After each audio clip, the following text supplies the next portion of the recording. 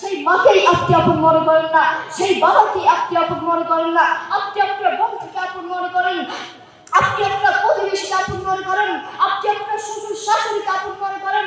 আপনার যদি একদিন ডায়রিয়া হয়, একদিন রোগ হয়, একদিন ক্যান্সার হয়, ওই বন্ধু আপনার কাছে আসবে না, ওই প্রতিবেশী আপনার কাছে আসবে না, কিন্তু আপনার কাছে আপনার মায়ের এবং বাবা আসবে।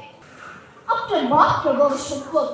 এই তামার দুনিয়ায় মায়ের দোয়া বড় সম্পদ নেই। আপনার জ্বর হয়েছে, মায়ের কাছে দোয়া চান। আপনার মাথা ব্যথা হচ্ছে, মায়ের কাছে দোয়া চান। পেটে ব্যথা করছে, মায়ের কাছে দোয়া চান। শরীর খারাপ লাগছে, মায়ের কাছে দোয়া চান। বড় রোগ হয়েছে, মায়ের কাছে দোয়া চান। বড় ক্যান্সার হয়েছে, মায়ের কাছে দোয়া চান। কালকে আপনার ফাইনাল পরীক্ষা আছে, আপনার কাছে ভয় লাগছে, মায়ের কাছে দোয়া চান। মনে রাখবেন, বন্ধুকে এগুলি মিস হতে পারে, কিন্তু মায়ের দোয়া মিস হতে পারে না। মায়ের দোয়া কখনো মিস হতে পারে না। আপনার মা আপনার জন্য দোয়া করলে সাথে সাথে আল্লাহর কাছে কবুল হয়ে যাবে। আপনার মা যদি আপনার জন্য একবার দোয়া করে, সাথে সাথে আল্লাহর কাছে কবুল হয়ে যাবে। সুবহানাল্লাহ, সুবহানাল্লাহ। ইমাম বুখারী রাহিমাহুল্লাহ একবার ছোট থাকতে তিনি অন্ধ হয়ে গেলেন, ছোটবেলায় তিনি অন্ধ হয়ে গেলেন।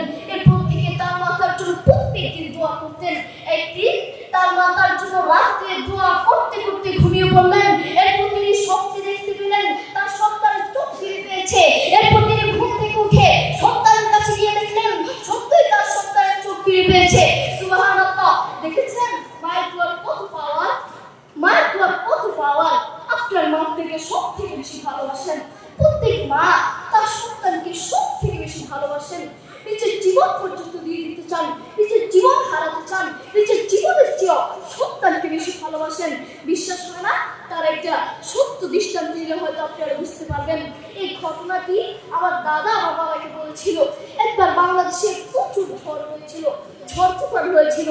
ঝড় তুফানের কারণে মানুষের ঘরের দিক পর্যন্ত পানি উঠে গেল। তখন আমার দাদা নিজের জীবন বাঁচানোর জন্য একটি গাছের উপর উঠলেন।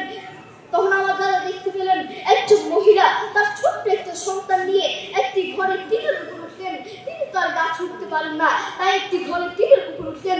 আমার দাদা দেখতে পেলেন পানি যখন আস্তে আস্তে বাড়তে লাগলো, পানি যখন আস্তে আস্তে আরো বাড়তে লাগলো, তখন ওই মহিলাটি চোখের পানি ছেড়ে দিয়ে তার সন্তানটিকে উপরের দিকে তুলে আল্লাহর কাছে বলছে, হে রব, তুমি আমাকে নিয়ে যাও, কোনো সমস্যা নাই, কোনো টেনশন নাই, কিন্তু আমার এই পরিবার টুকরো সন্তানটাকে বাঁচাও, আমার এই আদর টুকরো সন্তানটাকে বাঁচাও। আল্লাহু আকবার। দেখেছেন আপনার প্রতি আপনার মায়ের কত ভালোবাসা, কত মায়া, কত টান।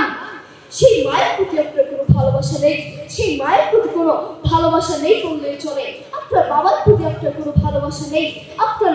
আপনার মায়া, টান, ভালোবাসা বড় বড় খেলোয়াড়দের উপর, বড় বড় নায়ক নায়িকাদের উপর।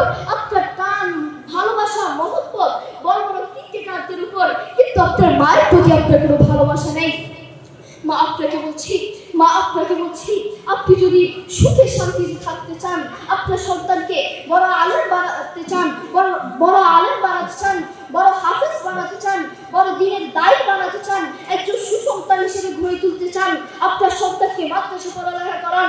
আপনার স্বপ্নটি আপনার সন্তানকে স্কুলে পড়ালেখা করিয়ে বড় ডাক্তার বানাবেন, বড় ইঞ্জিনিয়ার বানাবেন, বড় অফিসার বানাবেন। আপনি সারা বাংলাদেশের বিপ্লবকে খোঁজ নিয়ে দেখেন, সারা বাংলাদেশের বিপ্লবে বড় বড় ডাক্তারদের মাওকে পাওয়া যায়, বড় বড় অফিসারদের মাওকে পাওয়া যায়, বড় বড় ইঞ্জিনিয়ারদের মাওকে পাওয়া যায়। সারা বাংলাদেশের বিপ্লব খুঁজে আপনি একজন আলেমের মাওকে পাবেন না, একজন হাফেজের মাওকে পাবেন না, ঠিক না? একজন আলেমের মাওকে পাবেন না। এই জন্য মা আপনাকে বলছি, আপনি যদি সুখে শান্তিতে থাকতে চান, আপনার সন্তানকে বড় আলেম বানাতে চান, আপনার সন্তানকে মাদ্রাসা পড়ালেখা করান। যে ছেলের জন্য আপনি মাথার ঘাম পায়ে ফেলে চাকরি উপার্জন করে ছেলেকে বড় আলেম, বড় ডাক্তার বানিয়েছেন, বড় ইঞ্জিনিয়ার বানিয়েছেন, বড় অফিসার বানিয়েছেন, সেই ছেলের তো লাশ পর্যন্ত আপনার সাথে একটা মিনিট কথা বলতে চাইবে না। আপনি ফোনে তার সাথে একটা মিনিট কথা বলবেন, সে চাইবে না। এই জন্য আপনি যদি সুখে শান্তিতে থাকতে চান, আপনার সন্তানকে দিনের দায়ী হিসেবে গড়ে তুলতে চান, আপনার সন্তানকে মাদ্রাসা পড়ালেখা করান। আল্লাহ তাআলা আমাদের সবাইকে বেশি বেশি মা বাবার সম্মান করার তৌফিক দান করুন।